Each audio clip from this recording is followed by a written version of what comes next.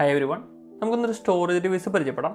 ഇത് seagate One Touch with Password എന്ന് പറയുന്ന ഒരു 1 TB HDD ഡ്രൈവ് ആണ്. ഈ ഒരു സ്റ്റോറേജ് ഡിവൈസ് നമുക്ക് 6 കളറിൽ അവൈലബിൾ ആണ്. Black, light blue, red, silver, space grey and rose gold. ഞാനിവിടെ ചൂസ് ചെയ്തിരിക്കുന്നത് ബ്ലാക്ക് വേരിയൻ്റ് ആണ്. ഈ ഒരു ഹാർഡ് ഡിസ്ക് നമുക്ക് മാക്കിലും വിൻഡോസിലും ഒരേപോലെ യൂസ് ചെയ്യാനായിട്ട് സാധിക്കും. അതുപോലെ തന്നെ ഈ ഒരു ഹാർഡ് ഡിസ്കിൻ്റെ ഒപ്പം മൈലിയോൻ്റെ 1 year സബ്സ്ക്രിപ്ഷനും അഡോബ് ക്രിയേറ്റീവ് ക്ലൗഡിൻ്റെ 4 month ഫോട്ടോഗ്രാഫി പ്ലാനും അവൈലബിൾ ആണ്. ഈ ഒരു ഹാർഡ് ഡിസ്ക് നിങ്ങൾ രജിസ്റ്റർ ചെയ്ത് 1 വർഷത്തിനുള്ളിൽ തന്നെ നിങ്ങൾ ഈ അഡോബ് ക്രിയേറ്റീവ് ക്ലൗഡിൻ്റെ 4 month ഫോട്ടോഗ്രാഫി പ്ലാനും രജിസ്റ്റർ ചെയ്യണം. ഇല്ലാന്നുണ്ടെങ്കിൽ ആ ഒരു ഓഫർ എക്സ്പയർ ആയി പോകും.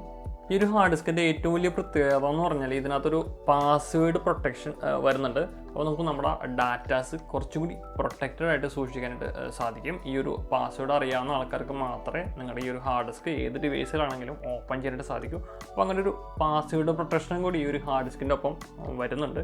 നമുക്കിനി ഈ ഒരു ഹാർഡ് ഡിസ്ക് അൺബോക്സ് ചെയ്യാം. ഹാർഡ് ഡിസ്കിന് ഏറ്റവും കൂടുതൽ വേണ്ടത് സ്പീഡാണ്. കാരണം നമുക്ക് നമ്മുടെ ഡാറ്റാസ് വളരെ സ്പീഡിൽ തന്നെ റീഡും റൈറ്റും ചെയ്യാൻ പറ്റണം. അപ്പോൾ നമുക്ക് ഈ ഒരു ഹാർഡ് ഡിസ്കിൻ്റെ റീഡ് റൈറ്റ് സ്പീഡ് എത്രയുണ്ടെന്ന് ചെക്ക് ചെയ്യാം. ഈ ഒരു ഡിവൈസിൻ്റെ കുറച്ച് ഡോക്യുമെൻറ്റേഷൻ കാര്യങ്ങളും ഇതിൻ്റെ ഒപ്പം കൊടുത്തിട്ടുണ്ട്. നെക്സ്റ്റ് ഒരു micro B2 Type A USB കേബിളാണ്. ഫൈനലി നമ്മുടെ hard disk.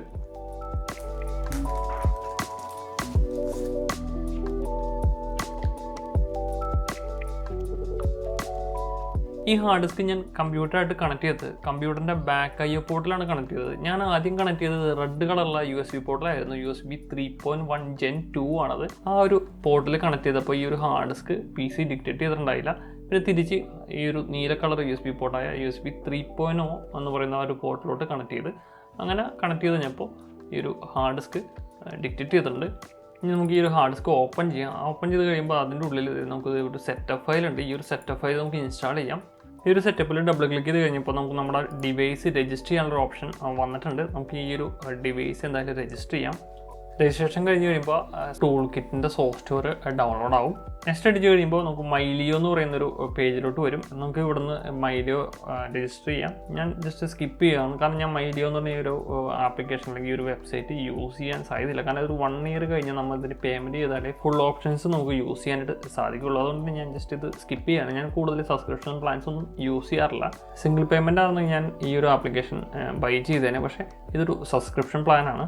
Next Adobe creative ക്ലൗഡിൻ്റെ photography പ്ലാനിൻ്റെ ഒരു സബ്സ്ക്രിപ്ഷൻ പേജാണ് വന്നിരിക്കുന്നത്. ഞാൻ ഇതും സ്കിപ്പ് ചെയ്യും. നമുക്ക് ഈ ഒരു ഫോട്ടോഗ്രാഫി പ്ലാൻ എന്ന് പറഞ്ഞാൽ നമുക്ക് കിട്ടുന്നത് അഡോബ് ലൈറ്റ് റൂം CCയും അഡോബ് ഫോട്ടോഷോപ്പ് CCയുമാണ് നമുക്ക് കിട്ടുന്നത്.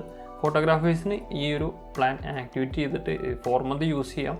366 ദിവസത്തിനുള്ളിൽ ഈ ഒരു പ്ലാൻ ആക്ടിവേറ്റ് ചെയ്താൽ മതിയാവും. അതുകൊണ്ട് തന്നെ ഞാൻ ഇപ്പോഴത്തേക്ക് ആക്ടിവേറ്റ് ചെയ്യുന്നില്ല.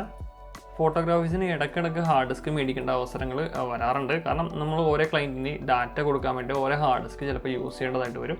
അപ്പോൾ അങ്ങനെ വരുന്ന അവസരങ്ങളിൽ നിങ്ങൾക്ക് ഈ ഒരു സീഗേറ്റിൻ്റെ ഹാർഡ് ഡിസ്കുകൾ തന്നെ യൂസ് ചെയ്ത് കഴിഞ്ഞാൽ നിങ്ങൾക്ക് ഈസി ആയിട്ട് ഫോട്ടോഗ്രാഫി പ്ലാൻസ് നിലനിർത്തിക്കൊണ്ടുപോകാനായിട്ട് സാധിക്കാൻ ഓരോ 4 month കഴിയുമ്പോഴും ഓരോ ഹാർഡ് ഡിസ്ക് ആക്ടിവേറ്റ് ചെയ്താൽ മതിയാവും. ഇന്ത്യയിൽ അഡോബ് ക്രിയേറ്റീവ് ക്ലൗഡിൻ്റെ എല്ലാ പ്ലാൻസും അവൈലബിൾ ആണ്. അപ്പോൾ ആവശ്യമുള്ള ആൾക്കാർ ഈ ഒരു പ്ലാൻ ആക്ടിവേറ്റ് ചെയ്യുക. ഇനി നമുക്ക് സീഗേറ്റിൻ്റെ ടൂൾ കിറ്റ് ഇൻസ്റ്റാൾ ചെയ്യാം. ഹാർഡ് ഡിസ്ക് സെക്യൂർ ആക്കാൻ വേണ്ടിയിട്ട് നിങ്ങൾ സീഗേറ്റ് സെക്യൂർ എന്ന് പറയുന്ന ഈ ഒരു ഐക്കണിൽ ക്ലിക്ക് ചെയ്ത് കഴിയുമ്പോൾ ഒരു സൈനപ്പ് പറയും. സൈനപ്പ് ക്ലിക്ക് ചെയ്യുക. സൈനപ്പ് ക്ലിക്ക് ചെയ്ത് കഴിയുമ്പോൾ ഒരു 8 character ഉള്ള SID നമ്പർ ചോദിച്ചിട്ടുണ്ട്. ഈ SID നമ്പർ നമ്മുടെ ഹാർഡ് ഡിസ്കിൻ്റെ ബാക്കിൽ മെൻഷൻ ചെയ്തിട്ടുണ്ടാകും. അല്ലാന്നുണ്ടെങ്കിൽ ഞാൻ നേരത്തെ കുറച്ച് പേപ്പേഴ്സ് കാണിച്ചിട്ടുണ്ടാവുന്നല്ലോ, അതിനകത്ത് ഒരു പേപ്പറിനകത്ത് നമുക്ക് ഈ ഒരു SID നമ്പർ തന്നിട്ടുണ്ട്. ആ ഒരു പേപ്പറാണ് ഇവിടെ കാണിക്കുന്നത്.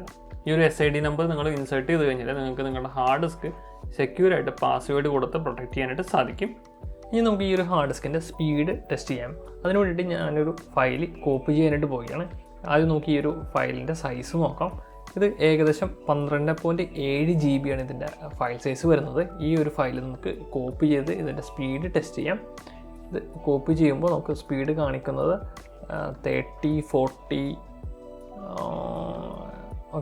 50 ഏകദേശം 50 താഴെയാണ് സ്പീഡ് കാണിക്കുന്നത്.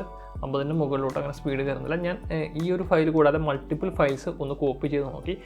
നമുക്ക് പല ഫയൽസും കോപ്പി ചെയ്തിട്ട് റീഡും റൈറ്റ് സ്പീഡ് 50 MB തന്നെയാണ് കാണിക്കുന്നത്. അതിൽ കൂടുതൽ സ്പീഡിലൊന്നും ഒരു ഹാർഡ് ഡിസ്കിലോട്ട് ഡാറ്റാസ് ട്രാൻസ്ഫർ ചെയ്യാനായിട്ട് പറ്റുന്നില്ല.